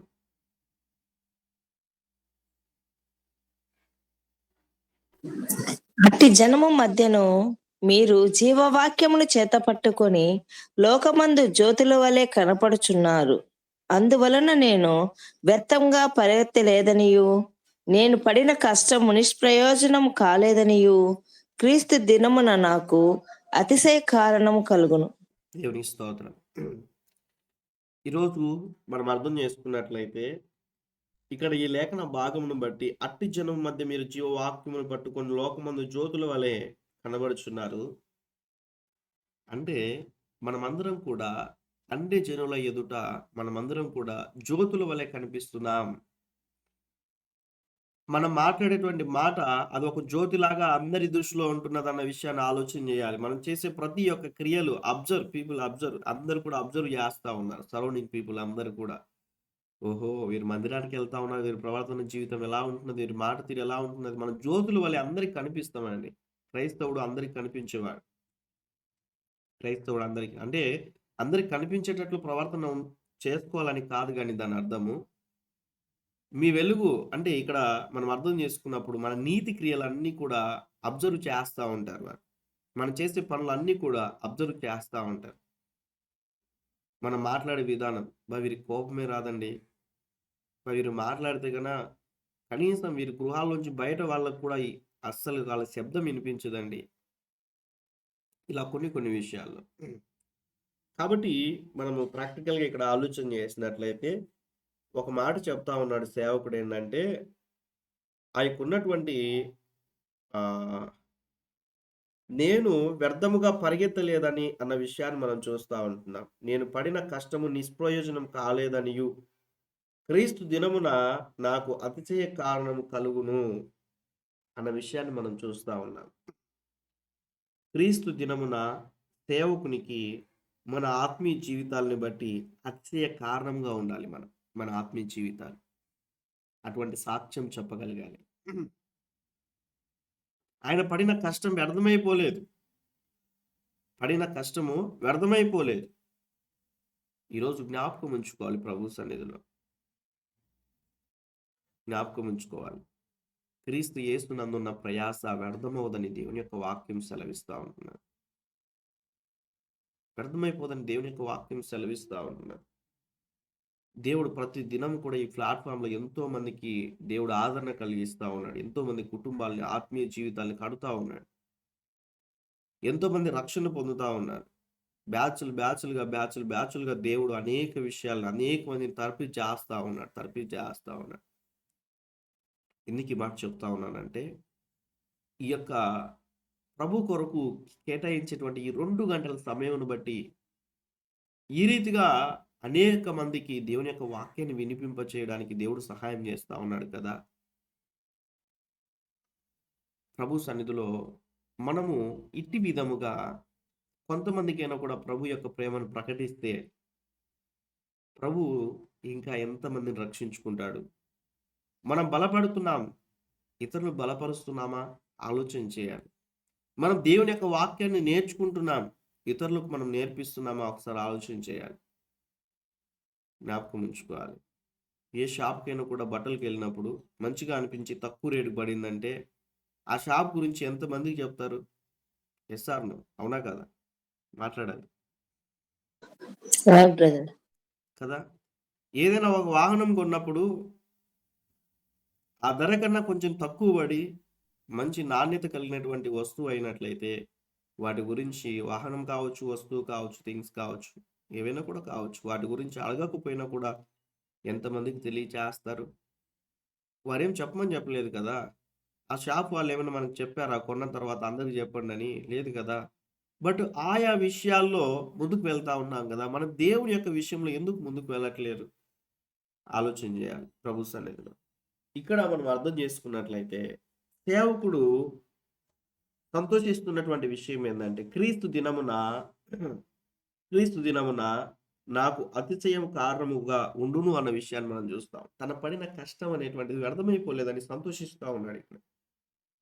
మనం కూడా సేవకులు మన పట్ల కలిగి ఉన్న భారాన్ని, దైవజనులు కలిగి ఉన్నటువంటి భారాన్ని మనం వాటిని తీసుకొని, నేను పడుతున్నటువంటి ఈ యొక్క ప్రయాస వ్యర్థమైపోలేదనేటువంటి ఆలోచన వాళ్ళు కలిగిస్తున్నామా లేదా? మన ప్రవర్తన జీవితం అటువంటి రీతిగా ఉంటున్నదా లేదా అన్న విషయాన్ని ఆలోచన చేయాలి. కాబట్టి మనం అట్టి రీతిగా మన ఆత్మీయ జీవితాల్ని సిద్ధపరుచుకొని ప్రభు కొరకు మనం జీవించినప్పుడు మనం కూడా అటువంటి సేవకులు ఎదుటి నుంచి అటువంటి సాక్ష్యాన్ని మనం పొందుకోగలం. జ్ఞాపకం ఉంచుకోవాలి. కొంతమంది మీద మనకు గుడ్ ఇంప్రెషన్ ఉంటుంది. అయ్యో, నేను లేకపోయినా కూడా ఈ పని ఈ వ్యక్తి తను దాన్ని ఫుల్ఫిల్ చేయగలడన్న ఒక ధైర్యం ఉంటుంది. అటువంటి రీతిగా సేవకుడు మనల్ని బట్టి అటువంటి ధైర్యంతో ఉంటున్నాడా అన్న విషయాన్ని ఆలోచించి, అలా మన ప్రవర్తన జీవితం ఉంటున్నదా లేదా అన్న విషయాన్ని ఆలోచన చేయాలి. 5th పాయింట్లో మనం నేర్చుకున్నాం, క్రీస్తు దినమున సేవకునికి మన ఆత్మీయ జీవితాలు అతిశయ కారణముగా ఉంటున్నాయా? ఈ సంఘం అయితే ఉండును అన్న విషయాన్ని తెలియజేస్తా ఉన్నాడు. సేవకునికి ఉంటాయని కన్ఫర్మేషన్ ఇస్తా ఉంటున్నాడు. 6th పాయింట్ మనం చూద్దాం. 29వ వచనం. ఇదే 2వ అధ్యాయం 29వ వచనం. నా ఎడల మీ ఉపచర్యలో ఉన్న కొదువును తీర్చుటకై అతడు తన ప్రాణమునైనను లక్ష్య పెట్టక క్రీస్తు యొక్క పని నిమిత్తము చావునకు సిద్ధమైండెను. ఇక్కడ మనం చూస్తే, నా ఎడల మీ ఉపచర్యలో ఉన్న కొదువను తీర్చుటకై అతడు తన ప్రాణమునైనను లక్ష్య పెట్టక క్రీస్తు యొక్క పని నిమిత్తము చావునకు సిద్ధమై ఉండెను గనుక పూర్ణ ఆనందముతో ప్రభువునందు అతనిని చేర్చుకొని అట్టి వారిని గణపరచుడి అన్న విషయాన్ని మనం చూస్తా ఉన్నాం. ఇక్కడ మనం చూస్తే, ఇక ఉపచర్యను మనం అర్థం చేసుకున్నట్లయితే ఉపచారము అన్న విషయాన్ని మనం చూస్తాం. సేవకులకి మనము ఉపచారము చేయుట గురించినటువంటి విషయాలు మనం చూస్తాం. సహకారులుగా అంటే పరిచర్య చేసేటువంటి ఈ యొక్క విధానంలో మనం జ్ఞాపకం ఉంచుకోవాలి. ఉపచర్య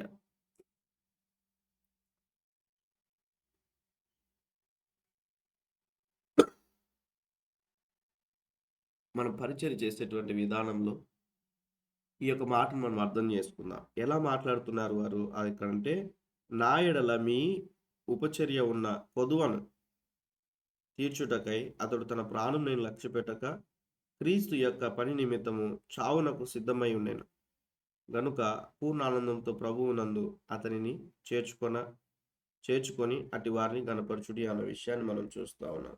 ఈ 6th పాయింట్లో మనం అర్థం చేసుకోవాలి ఏంటంటే, సేవకుల కొరకు మనం ఉపచారం చేసేటువంటి వారముగా ఉండాలి అన్న విషయాన్ని మనం చూస్తా ఉన్నాం. జ్ఞాపకం ఉంచుకోవాలి ప్రభు సన్నిధిలో. యేసుక్రీస్తు ప్రభుల వారు ఒక కుటుంబంలోనికి వచ్చినప్పుడు అక్కడ 2 సహోదరులు ఉన్నారు. ఒకరేమో ప్రభు పాదాల చెంత ఉన్నారు, ఒకరేమో పని చేస్తా ఉన్నారు కదా. ఎవరు వాళ్ళు? మరియా మార్త కదండి. అయితే చాలా మంది జీవితాల్లో మనం అర్థం చేసుకున్నట్లయితే, అక్కడ ఉన్న ఆ సందర్భాన్ని యేసుక్రీస్తు ప్రభుల వారు కూడా ఉత్తమమైన వాటి గురించి వివరించాడు. వారిలో ఒకరు ఉత్తమమైనటువంటి దాన్ని ఎన్నుకున్నారు. అంటే ఏమిటది? ప్రభు పాదాల చెంత ఉండడం. ఎవరు ప్రభు పాదాల దేవుని చెంత పాదాల చెంత నుండి ఆయన చెప్పే మాటలన్నీ విని గ్రహిస్తూ ఉన్నారు. వింటున్నటువంటి వారు ప్రభు దగ్గర ఉన్నవారు కదా. ఎవరు ప్రభు పాదాల చెంత ఉన్నారు? మరియా. ఎవరు విస్తారమైన పనులు పెట్టుకున్నారు? మార్త. చాలా మంది జ్ఞాపకం చేసుకుంటే మరియ గురించినటువంటి అనేక విషయాలు, ఉత్తమమైనటువంటి విషయాలు మాట్లాడుతూ వస్తాయి. మార్త గురించి కూడా కొన్ని విషయాలు, ఒక వర్తమానం మనం తీసుకోవచ్చు. ఆమె దేవుని యొక్క సన్నిధిలో మనం అర్థం చేసుకుంటే ఎందుకు ఆమె పనులు పెట్టుకునిందంటే, ప్రభు కూడా ఏదో ఒక రీతిగా కుటుంబానికి వచ్చాడు కదా, ఆతిథ్యం ఇవ్వాలన్న ఆలోచన కలిగి తను ఏం చేస్తా ఉందంటే ఇక పనులు పెట్టుకున్నట్లుగా మనం చూస్తాం. వాటిని మనం వివిధ కోణాల్లో అర్థం చేసుకోవచ్చు. మరియ ఉత్తమమైనటువంటి దాన్ని ఎన్నుకునింది. తర్వాత అక్కడ ఉన్నటువంటి విస్తారమైన పనులు పెట్టుకున్నది అని ఆలోచనను బట్టి అనేకులు రకరకాలైనటువంటి రీతిగా తీసుకెళ్తారు కానీ, మనం కూడా విస్తారమైన పనులు పెట్టుకుంటాం ప్రభు సన్నిధికి వెళ్ళకోకుండా అని ఇలా తీసుకెళ్తారు కానీ, బట్ వాటిని కొన్ని విషయాల్లో పాజిటివ్‌గా కూడా మనం ఆలోచన చేయాలి. అనుకూలత ఉన్నట్లయితే నేను వాటి గురించి మరొకసారి నేను మాట్లాడతాను. కాబట్టి ఈ మాటను మనం జ్ఞాపకం ఉంచుకున్నప్పుడు ప్రభు సన్నిధిలో చివరి మాటను మనం అర్థం చేసుకుంటే ఉపచారం విషయంలో మనం అర్థం చేసుకున్నట్లయితే పరిచర్య చేసేటువంటి వారం ఉపచారం సేవకులకు ఉపచారం చేసేటువంటి వారంగా మనం ఉండాలి. ఈ సందర్భాన్ని మీరు అర్థం చేసుకోవచ్చు. మార్త ఏడో పాయింట్గా మనం అర్థం చేసుకున్నట్లయితే మరొక మాటను చూడండి త్వరగా 4వ అధ్యాయం 1వ వచనం.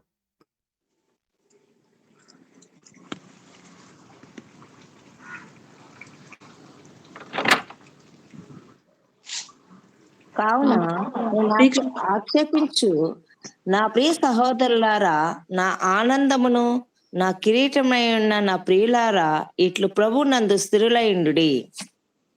ఈ వచనంలో ఎన్నిసార్లు నా అని వ్రాయబడి ఉంది ఒకసారి చూడండి. చదివిన వారు కాకుండా మిగతా వారు.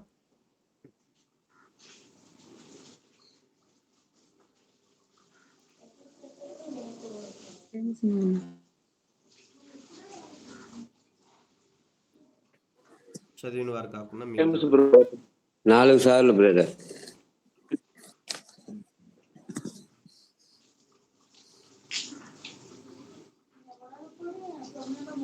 మిగతా వారు స్పందించండి. 4 times ఉంటుంది. ఎన్నిసార్లు రాయబడింది? 4 times అండి. 4 times. ఇప్పుడు మళ్ళీ ఒకసారి చదవండి. అందరు చదవండి. డిస్టర్బెన్స్ అయినా పర్లేదు, అన్మ్యూట్ చేసి అందరు చదవండి ఒకసారి. కావున నేను ఆక్షేపించు నా ప్రియ సహోదరులారా, నా ఆనందమును నా కిరీటమునై ఉన్న నా ప్రియులారా, ఇట్లు ప్రభువు నందు స్థిరులైండుడి. దేవునికి స్తోత్రం. ఇక్కడ మనల్ని బట్టి మన సేవకులు నా విశ్వాసులు అని చెప్పగలుగుతారు కానీ అందరికీ కూడా, అంటే ఇతరులకు సాక్ష్యం ఇచ్చేటటువంటి విషయంలో నా సహోదరుడు అన్న విషయాన్ని బట్టి, లేకుంటే ఇలా మన గురించినటువంటి ఒక వ్యక్తిగత అభిప్రాయం కలిగి ఉంటున్నదా అన్న విషయాన్ని ఆలోచన చేయాలి, అర్థం చేసుకోవడానికి. ఇప్పుడు బంధువులందరూ కూడా అర్థం చేసుకో, రిలేషన్ గురించినటువంటి విషయాలు మనం చూస్తే రిలేటివ్స్ గురించినటువంటి విషయాల్లో అందరూ కూడా మన బంధువులే. అయితే వారిలో కొంతమందికి మనము నా వారు అంటే మనలో పాలి భాగస్తులుగా ఉన్నవారు, మనల్ని అర్థం చేసుకునేటువంటి వారు కొంతమంది ఉంటారు, అందరూ ఉండరు. జస్ట్ అర్థం చేసుకోవడానికి మీకు తెలియజేస్తా ఉన్నా. అందరూ మన బంధువులే అయినప్పటికీ కూడా అందులో అర్థం చేసుకునేటువంటి వారు మన సైడ్ గురించినటువంటి వారు, అంటే నా వారు అన్న ఒక ఆలోచన కలిగి ఉంటారు. అందరూ బంధువులైనా అర్థం చేసుకునేటువంటి వారు కొంతమంది వీరు నాకు సంబంధించిన వారు అన్న ఒక ఆలోచన ఉంటుంది. స్నేహితులు అనేక మంది ఉండొచ్చు, బట్ అందులో ఉన్న కొంతమంది వీరు నాకు లోబడతారు, లేకుంటే నా మాట విధేయత చూపిస్తారని కొంతమందికి ఆ సర్కిల్ని బట్టి మనం ఆలోచన చేస్తాం. కొంతమందికి మన ఆలోచనలో ఉంటారు. అలానే విశ్వాస జీవితంలో కూడా సేవకులు ఎదుట మనము కేవలము వీరు నా విశ్వాసులు అన్నటువంటి రీతిగానే మనం కలిగి ఉంటున్నామా, వ్యక్తిగత అభిప్రాయమును బట్టి ఈ కుటుంబము లేకుంటే ఈ వ్యక్తులు లేకుంటే మన ఆత్మీయ జీవితాలను బట్టి ఇటువంటి రీతిగా మంచి సాక్ష్యాన్ని చెప్పగలిగేటట్లుగా మన ఆత్మీయ జీవితాలు ఉంటున్నాయా లేదన్న విషయాన్ని ఆలోచించాలి. కావున నేను అపేక్షించు నా ప్రియ సహోదరులారా అని అక్కడ మాట్లాడతాడు. నా ప్రియ అని, నా ఆనందమును అన్న విషయాన్ని మనం చూస్తాం. నా కిరీటమునై ఉన్న నా ప్రియులారా అన్న విషయాన్ని మనం చూస్తా ఉన్నాం. ఇట్లు ప్రభువునందు స్థిరులై ఉండుడి అన్న విషయాన్ని మనం చూస్తా ఉన్నాం. అంటే ఇక్కడ మనం చూస్తే ఈ యొక్క సంఘములో ఉన్న విశ్వాసులు ఏం చేస్తా ఉన్నారంటే సేవకునికి ఆనందమును కిరీటమును తెచ్చేటువంటి వారుగా ఉంటున్నారన్న విషయాన్ని ఆలోచన చేయాలి. నా ఆనందమును నా కిరీటమునై ఉన్న నా ప్రియులారా అంటున్నాడు అక్కడ. అంటే ఇక్కడ సేవకుని సంతోషపరిచేటువంటి విధానం మన ఆత్మీయ జీవితం అనేటువంటిది సేవకుని సంతోషపరిచే రీతిగా ఉండాలి. మన ప్రార్థన, మన ఆత్మీయ జీవితం, మన భక్తి జీవితం అనేటువంటిది మనల్ని బట్టి సేవకులను సంతోషించే రీతిగా ఉండాలి. కాబట్టి ఈ యొక్క విషయాన్ని మనం అర్థం చేసుకోవాలి. మనల్ని బట్టి సేవకుడు సంతోషిస్తా ఉన్నాడా, ఆనందిస్తున్నాడా అన్న విషయాన్ని ఆలోచన చేయాలి. కాబట్టి ఈ లేఖన భాగాన్ని బట్టి అర్థం చేసుకున్నప్పుడు మనముని బట్టి సేవకుడు ఆనందిస్తా ఉంటున్నాడా లేదా అన్న విషయాన్ని ఆలోచించాలి. ఇక్కడైతే నా ఆనందములోను నా కిరీటమునై ఉన్న నా ఆనందమును నా కిరీటమునై ఉన్న నా ప్రియులారా అన్న విషయాన్ని మాట్లాడుతున్నట్లుగా మనం చూస్తా ఉన్నాం లేఖన భాగంలో. ఈ యొక్క మాటను మనం అర్థం చేసుకోవాలి. చివరిగా ఒక మాటను మనం చూస్తే 4వ అధ్యాయము 11 నుంచి 19 వచనాలు మీరు చదువుకోనండి. 11 నుంచి 19 వచనాలు మనం అర్థం చేసుకున్నప్పుడు నాకు కొదవ కలిగినప్పుడు అన్న విషయాన్ని మనం అక్కడ మాట్లాడతాడు. తర్వాత ఆకలి కొని ఉండగా అన్న విషయాన్ని కూడా మనం చూస్తాం. బలపరిచే విషయంలో, సువార్త విషయంలోను, అదే రీతిగా అన్ని విషయాల్లో కూడా పాలివారై వారు జీవిస్తూ, అది మాత్రమే కాక నాకు కలిగి ఉన్న సమస్తమైనటువంటి సమస్తమును సమృద్ధిగా కలిగి ఉన్నదన్న విషయాన్ని మనం చూస్తాం. అట్ ది సేమ్ టైం ఈ యొక్క విషయాలన్నీ కూడా మనం అర్థం చేసుకున్నప్పుడు 11వ వచనం నుంచి 19 వచనాలు మీరు తర్వాత చదువుకోనండి, మర్చిపోకుండా చదువుకోనండి. ఈ మాటను బట్టి ఇక్కడ మనం చూస్తే సేవకుని యొక్క మీరు అర్థం చేసుకోవడానికి నోట్ చేసుకోవచ్చు. సేవకుని యొక్క భౌతిక అవసరతలు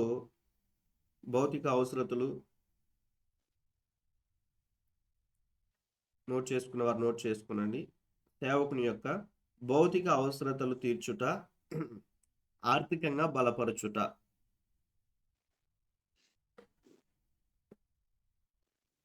ఆర్థికముగా బలపరచుట అనే విషయాన్ని మనం చూస్తాం. ఇక్కడ మనం జ్ఞాపకం చేసుకున్నట్లయితే ఇవన్నీ కూడా వీరు చేసిన విధానమును బట్టి మనం అర్థం చేసుకున్నప్పుడు 19వ వచనంలో ఒక మాట అంటాడు. ఏంటంటే, కాగా దేవుడు తన ఐశ్వర్యము చొప్పున క్రీస్తు యేసునందు మహిమలో మీ ప్రతి అవసరతను తీర్చును అంటాడు. ఈ మాటను ఎలా అర్థం చేసుకుంటున్నాం మనము? ఓహో, దేవుడు మన అవసరతలు తీరుస్తాడు అన్న విషయాన్ని. బట్ ఈ యొక్క 19వ వచనం కన్నా ముందుగా ఈ 11వ వచనం నుంచి 18వ వచనం వరకు వారు చాలా విషయాలు చేశారు. ఇవన్నీ కూడా మీరు చదువుకున్నాడు.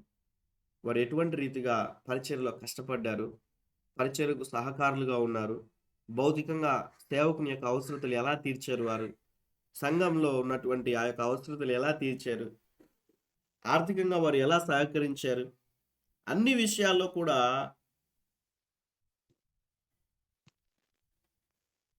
వారు ఏ రీతిగా ముందుకెళ్లారో ఈ యొక్క మాటని 11వ వచనం నుంచి 19వ వచనం వరకు మనం నేర్చుకుంటాం. భౌతికంగా, అదే రీతిగా సేవకుని యొక్క భౌతిక అవసరతలు ఆర్థికంగా బలపరచుట అన్న విషయాన్ని మనం చూస్తూ ఉంటున్నాం. ఆర్థికంగా బలపరచుట కాబట్టి భౌతిక అవసరతలు మనం నిత్యము కూడా భౌతికంగా మనకి ఏమేమి అవసరము? బట్టలు కొంటాం. ఇంకా మాట్లాడండి ఎగ్జాంపుల్గా. భౌతిక అవసరతలు, కుటుంబంలో భౌతిక అవసరతలు ఏంటండి? మాట్లాడండి. ఆహారము, బట్టలు, ఆహారము, ఇతర వస్తువులు, అన్ని కూడా బట్టలు, భౌతిక అవసరతలు మీరు మాట్లాడొచ్చు. ఆహార పదార్థాలు, థింగ్స్ తెచ్చుకుంటాం కదా మనం, నెల సరుకులు తెచ్చుకుంటాం కదా. ఇంకా మనం ఏం చేస్తాం? వెజిటేబుల్స్ తెచ్చుకుంటాం, ఇంటి రెంటులు కూడా కట్టుకుంటాం. అన్ని కూడా ప్రతిదీ కూడా ఒకసారి ఆలోచన చేయాలి. మన భౌతిక అవసరతలు ఏమేమైతే ఉంటున్నాయో అన్న విషయాన్ని ఒకసారి ఆలోచన చేసుకుంటూ వివిధ కోణాల్లో అలానే ఇక్కడ మనం అర్థం చేసుకున్నట్లయితే ఈ యొక్క సంఘము సేవకుని యొక్క భౌతిక అవసరతలు తీర్చేటువంటి విషయాన్ని మనం చూస్తూ ఉంటున్నాం. అట్ ది సేమ్ టైం ఆర్థికంగా బలపరచుట అన్న విషయాన్ని మనం చూస్తూ ఉంటున్నాం. అది ఎక్కువైపోయింది. ఇక్కడ సేవకునికి ఎక్కువైపోయి ఇతర సంఘాలని, ఇతర వ్యక్తులకు కూడా అవి పంపించాడు అన్న విషయాన్ని అక్కడ కింద వ్రాయబడి ఉంటుంది 18వ వచనంలో. నాకు సమస్తమును సమృద్ధిగా కలిగి ఉన్నది కదండి. ఈ మాట సేవకులు చెప్పగలుగుతున్నారు ఆ స్థానిక సంఘంలో. ఎందుకంటే విశ్వాసులు అలా ఉండట్లేదు. నాకు సమృద్ధిగా సమస్తము సమృద్ధిగా కలుగుచున్నది. మీరు పంపిన వస్తువులు ఎవరికి ఇస్తా ఉన్నాడు ఇక్కడ? ఎపఫ్రోదితులకు పుచ్చుకొని ఏమీ తక్కువ లేకయున్నాను అన్న విషయాన్ని మనం చూస్తాం. అలా తీసుకొని ఏం చేస్తా ఉన్నాడు? అవి మనోహరమైన సువాసనయు దేవునికి ప్రీతికరమైన ఇష్టమైన యాగమునై ఉన్నవి అన్న విషయాన్ని మనం చూస్తా ఉంటున్నాం. 17వ వచనంలో ఒక మాట రాయబడింది. చక్కని విషయం, నాకు ఇష్టమైన మాట ఇది. ఏంటంటే, నేను ఈవిని అపేక్షించి ఇలాగూ చెప్పట్లేదు కానీ మీ లెక్కకు విస్తారమైనటువంటి ఫలములు రావాలని అపేక్షించి చెప్పుచున్నాను. మీరు బ్లెస్ అవ్వాలని చెప్తా ఉన్నాను ఇవన్నీ కూడా అన్న విషయాన్ని చెప్తా ఉంటున్నాడు సంఘముతో. ఏదో మీరు నాకు ఇస్తే ఇవ్వాలి అని కాదు కానీ మీరు ఇస్తే కనుక మీరు బ్లెస్ అవుతారన్న విషయాన్ని మనం చూస్తా ఉన్నాం. వెరీ సింపుల్ అండి. ఒకసారి ఆలోచన చేయండి. మనం రైతు వేసేటప్పుడు విత్తనము అది ఏ విత్తనమైనా కూడా కావచ్చు. వేసేది ఎన్ని వేస్తాడు ఆలోచన చేయండి. విత్తనం ఎన్ని వేస్తాడు? ఒక మామిడి చెట్టే కావచ్చు, ఒక ఏదైనా కూడా వరి కావచ్చు, ఒక వేరుశెనగ కావచ్చు, ఏదైనా కూడా కావచ్చు. ఎన్ని విత్తనాలు చల్లుతాడు? ఒక విత్తనం చల్లినప్పుడు ఒక విత్తనమే కాస్తుందా? మాట్లాడాలి. ఒక మామిడి విత్తనం నాటినప్పుడు అది ఒక్కటే కాస్తుందా చెట్టు అంతటికి? ఎక్కువ కాస్తాయి. ఇలా మనం ఆలోచించాలి. ఇక్కడ మనం జ్ఞాపకం చేసుకున్నట్లయితే 17వ వచనంలో ఈవిని అపేక్షించి చెప్పట్లేదు కానీ మీ లెక్కకు విస్తారముగా ఫలము రావాలని అపేక్షించి చెప్పుచున్నానంటే, మనం వేసే ప్రభు పరిచర్య నిమిత్తం మనం చేసేటువంటి ప్రతిక్రియ, మనం తీర్చేటువంటి భౌతిక అవసరాలు ఏదైనా కూడా కావచ్చు. అవన్నీ కూడా మన భౌతిక అవసరతలు ఎన్ని నిత్యము కూడా ఎన్ని అవసరమై ఉంటున్నాయి వాటిలో ఆలోచన చేయాలి. ప్రభు సన్నిధిలో ప్రభు మహిమార్థమై చెప్పొచ్చు కానీ బట్ నా గురించి ఎక్కువ చెప్పుకోవడానికి ఇష్టపడట్లేను. నేను షాప్కి వెళ్ళి బట్టలు కొనుక్కుంటే ఖచ్చితంగా నా సేవకులు నేను తీస్తాను. అన్ని విషయాల్లో కూడా ఒకటే కాదు, ఏదైనా కూడా ఒక వస్తువు తీసుకున్నప్పుడు ఏదైనా కూడా పలాని ఏదైనా కూడా ప్రతిదీ కూడా నేను ఫోన్ కొనుక్కున్నా, నేను పెన్ డ్రైవ్ తీసుకున్నా, ఇలా ఏ విషయాల్లో అయితే నా జీవితంలో నేను చేయగలిగాను కాబట్టి నేను చెప్తా ఉన్నాను. బట్ నా గురించి ఎక్కువ నేను చెప్పుకోవడానికి ఇష్టపడట్లేదు. ఎందుకు ఈ మాట చెప్తున్నానంటే మన సేవకులు మనం జ్ఞాపకం ఉంచుకోవాలి. అలా మనం ఏం చేయాలంటే సేవకుని యొక్క భౌతిక అవసరతలు ఆర్థికంగా బలపరిచేటువంటి విషయంలో మనం ముందు ఉండాలి. ఈ విషయాన్ని మనం అర్థం చేసుకోవాలి. ఈవిని అపేక్షించి చెప్పట్లేదు కానీ లెక్కకు విస్తారమైనటువంటి దీవెనలు రావాలని అన్న విషయాన్ని మనం చూస్తా ఉన్నాం. ఈ యొక్క సంఘం ఏ రీతిగా ఉందంటే సేవకుని యొక్క భౌతిక అవసరతలు తీర్చగలిగింది. మొదటి పాయింట్ చెప్పండి ఫాస్ట్గా. త్వరగా నేను ముగిస్తున్నాను. సేవకులతో పాలు పొందువారంగా ఉండాలి. పరిచర్యలో సేవలో పాలు పంపులు పొందాలి. రెండవదిగా ప్రార్థించే వారంగా ఉండాలి. సేవకుల నిమిత్తం ప్రార్థించే వారుగా ఉన్నారు ఈ సంఘము. మనం కూడా అలా ఉండాలి. మూడవదిగా సేవకుని బట్టి అతిశయించే వారంగా ఉండాలి. నాలుగవదిగా సేవకులకి లోబడి ఉండాలి. ఐదవదిగా అన్ని జనుల మధ్య మనం జ్యోతులుగా కనపడాలి. జ్యోతులుగా ఉన్నాము. మన సేవకులకి మనము అతిశయ కారణముగా ఉండాలన్న విషయాన్ని మనం చూసాం. మనల్ని బట్టి సంతోషించువారు. 6th పాయింట్ సేవకులను సంఘములను ఉపచారం చేసే వారంగా ఉండాలి. 7th పాయింట్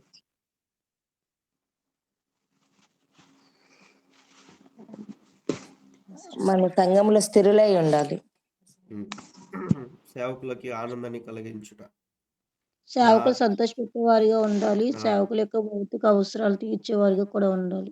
8th పాయింట్ భౌతిక అవసరతలు తీర్చేవారుగా. దేవుని స్తోత్రం. ముందున్న సమయాన్ని లీడింగ్ చేస్తున్న అక్కకి అప్పగిస్తా ఉన్నాను. దేవుడు తెలియచేసిన ఈ మాటలు బట్టి అన్ని విషయాల్లో మనం క్వాలిఫై అయ్యి ప్రభు మహిమార్థమే మనం జీవించడం కావాల్సిన దేవుని యొక్క సమృద్ధి అయిన కృప దేవుడు మనకు దయచేయను గాక. ఆమేన్. లీడింగ్ చేస్తున్న అక్కకి సమయాన్ని సబ్మిట్ చేస్తాను. దేవునికి మహిమ కలుగును గాక. ఇంతవరకు దైవజనులు మనకు ఫిలిప్పి సంఘం గురించి అనేక విషయాలు తెలియజేశారు. మనం కూడా ఇవన్నీ విన్న వాక్యాన్ని మనం వ్యర్థంగా పోనివ్వక మనం ఈ వాక్యానుసారంగా జీవించినట్లు దేవుడే మన కృపను దయచేయను గాక. విన్న వాక్యాన్ని బట్టి ప్రేరేపించబడిన వారు ప్రార్థించాలని మీకు ప్రభు పేరు తెలియజేస్తున్నాను. ప్రార్థన. పరిశుద్ధుడా, ప్రేమగల మా తండ్రి, దయగల మా యేసయ్య, మీకు వందనాలు చెల్లించుకుంటున్నాం దేవా. వాక్యం ద్వారా మీరు మాట్లాడిన మాటలు బట్టి మీకు వందనాలు ప్రభువా. తండ్రి నాయన ప్రభువా, అయ్యా తండ్రి, సేవకులతో కలిసి ఏ విధమైన సంబంధం కలిగి ఉండాలనే దానిమైనా మాకు చెప్పిన దాన్ని బట్టి మీకు వందనాలు ప్రభువా. తండ్రి అయ్యా తండ్రి, అపోస్తులైన పౌలుకి తండ్రి నాయన ప్రభువా, అక్క తండ్రి ఇక్కడ ఉన్న తండ్రి సేవైనా విశ్వాసులు ఏ విధంగా తండ్రి ఆయనతో ఉన్నారో దేవా తండ్రి నాయన ప్రభా. అయ్యా తండ్రి, సేవకుల యొక్క అవసరములు ఏ విధంగా తీర్చగలిగి ఉన్నారో దేవా తండ్రి నాయన ప్రభా. యేసయ్య మీకు వందనాలు అయ్యా తండ్రి నాయన ప్రభా. ఇదిగో తండ్రి నాయన మేము ప్రతి విషయంలో కూడా తండ్రి నాయన ప్రభా అయ్యా తండ్రి దైవజనులతో కలిసి పరిచర్యలో పాల్గొనగలిగే బిడ్డలుగా మేము ఉండడానికి సహాయం చేయండి అయ్యా. సహకారులుగా మేము ఉండడానికి మీరు సహాయం చేయమని ప్రార్థిస్తున్నాం దేవా.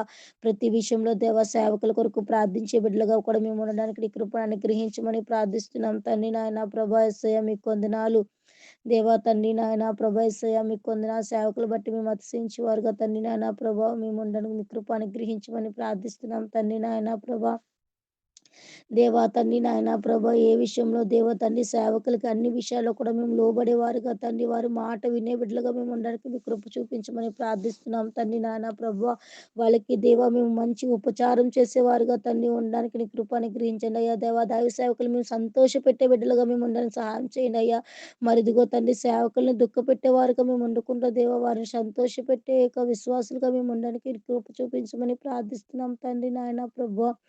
అయ్యా తండ్రి నాయన ప్రభా, మరి సేవకుల యొక్క భౌతిక అవసరాలు తెలుసుకొని దేవా వాళ్ళ యొక్క భౌతిక అవసరాలను కూడా తండ్రి తీర్చే బిడ్డలుగా మేము ఉండడానికి సహాయం చేయండి అయ్యా తండ్రి నాయన.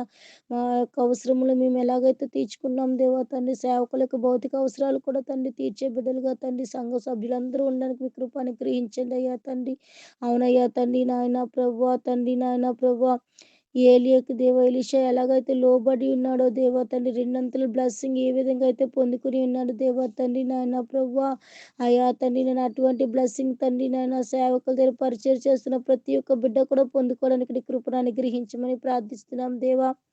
అవునయ్యా తండ్రి నాయన ప్రభా. యేసు ప్రభు వారు బోధిస్తున్నప్పుడు దేవా, మాటలు చెప్తున్నప్పుడు తండ్రి నాయన ప్రభా, మరి యేసు పాదాల యొద్ద ఉండి దేవా తండ్రి ఎలాగైతే దేవా తండ్రి నాయన నీకు వాక్యము నేర్చుకుని ఉందో దేవా తండ్రి, నీ పాదాల చెంత మేము ఉండడానికి నీ కృపను అనుగ్రహించమని ప్రార్థిస్తున్నాం తండ్రి నాయన ప్రభా. యేసయ్య మీకు వందనాలు. గొప్ప దేవుడా మీకే వందనాలు ప్రభా తండ్రి నాయన ప్రభా తండ్రి. మరి అపోస్తుల పౌలు దగ్గర తిమోతి పౌలు నాయన ప్రభా తండ్రి ఏ విధంగా అయితే తండ్రి నాయన ఉండి అనేకమైన విషయములు నేర్చుకుని ఉన్నాడో దేవా తండ్రి నాయన, మేము కూడా మా సేవకుల దగ్గర దేవా తండ్రి నాయన ప్రభా మేము అనేకమైన విషయాలు నేర్చుకుని దేవా బలపడడానికి మీరు సహాయం చేయండి. అలాగే తండ్రి నాయన ప్రభా, మరి ఎంత ధైర్యంగా అపోస్తుల పౌలు చెప్పి ఉన్నారు ప్రభా, నేను క్రీస్తుని పోలి నడుచుకున్న ప్రకారంగా మీరు నన్ను పోలి నడుచుకుని అని దేవా. మరి ఇప్పుడైతే మేము ఆ మాట మేము చెప్పలేకపోతున్నాం అయ్యా, ఎందుకంటే మేము ఇంకా సరైన రీతిలో మేము లేమయ్యా తండ్రి నాయన ప్రభా. అయ్యా అటువంటి ధైర్యమునది చెప్పే మాటను నేను మేము కూడా పలకే యొక్క ధైర్యమును మీరు మాకు దయచేయండి అయ్యా. అటు జీవితాన్ని జీవించే జీవితమును మీరు మాకు అనుగ్రహించమని ప్రార్థిస్తున్నాం దేవా. ఇదిగో తండ్రి, గూగుల్ మీట్లో తండ్రి తండ్రి నాయన వాక్యమును బోధించిన రాజేష్ అన్నని మీరు జ్ఞాపకం చేసుకోండి అయ్యా తండ్రి నాయన ప్రభా. ప్రతినిత్యము దేవా తండ్రి నాయన ప్రభా మా కొరకు ఎంతో ప్రయాసపడే దేవా తండ్రి నాయన ప్రభా తండ్రి, వాక్యమును తండ్రి విత్తుతుండగా దేవా తండ్రి నాయన ప్రభా, తండ్రి నాయన విత్తనము ఒక్కటి వేసినప్పుడు దాని యొక్క ఫలంలో అనేకమని మేము భుజిస్తాం కనుక దేవా తండ్రి, అన్న విత్తుతున్న ఈ విత్తనముల దేవా ఫలభరితంగా మేము అందరము కూడా వృద్ధి చెందేలాగా మీ కృప అనుగ్రహించమని ప్రార్థిస్తున్నాం దేవా తండ్రి. అయ్యా గూగుల్ మీట్లో చెప్తున్న సేవకులందరినీ కూడా మీరు దీవించండి అయ్యా, ఆస్వాదించండి అయ్యా, బ్లెస్ చేయండి అయ్యా. వారి అవసరాలు అక్కర్లు క్రీస్తునామములో మీరు తీర్చండి అయ్యా తండ్రి నాయన ప్రభా. ఈ ఉదయకాల సమయంలో మీరు మాతో మాట్లాడిన ప్రతి ఒక్క విషయమును బట్టి మీకు వందనాలు ప్రభా. మొట్టమొదటిగా నీకు లోబడే జీవితాన్ని మీరు మాకు అనుగ్రహించమని, నీ కృపలో మమ్మల్ని భద్రపరుచుకుని తగ్గింపు స్వభావం మీరు మాకు అనుగ్రహించమని నజరేయుడైన యేసు క్రీస్తు నామములో తండ్రి యొక్క ప్రార్థన అడిగి వేడుకొని పొందుకుంటున్నాం మా ప్రియ పరలోకమందున్న మా తండ్రి. ఆమేన్. ఆమేన్. ఆమేన్. ఆమేన్. మన పరమ తండ్రి దేవుని ప్రేమ, కుమారుడైనటువంటి యేసుక్రీస్తు ప్రభుల వారి యొక్క కృప, పరిశుద్ధ ఆత్మ దేవుడైనటువంటి అన్యోన్య సన్నిధి సహవాసం ఈ ఉదయకాల సమయంలో ప్రభు సన్నిధిలో ఆశ్రయించిన ప్రతి ఒక్కరికి, వాక్యం ఉన్న ప్రతి ఒక్కరికి, వాక్యానుసారంగా జీవించాలని తీర్మానం తీసుకున్న ప్రతి ఒక్కరికి, సకల పరిశుద్ధులకు తన సన్నిధి నిత్యం తోడై ఉండి నడిపించును గాక. ఆమేన్. ఆమేన్. Amen.